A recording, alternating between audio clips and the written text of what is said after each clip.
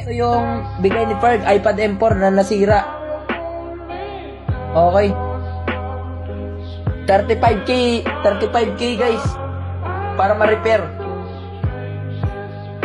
Kaya naman siya ma-repair ng 7k lang, pero hindi nga siya ganun ka-smooth.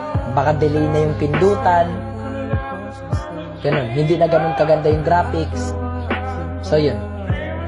Binta mo na lang sa akin guys. Sinasabi ko sa inyo, etong binigay ni Ferg sa akin dong. Priceless to. Okay? May sentimental value to. Kahit pa sabihin natin yung tig 50k lang to. Dong, kahit pabilhin mo sa akin ng 150k to, hindi ako papayag. Sa totoo lang. Sa real talk lang. Bigay to ni Ferg dong. Bigay to ni Ferg. Wala nga nang biro lang.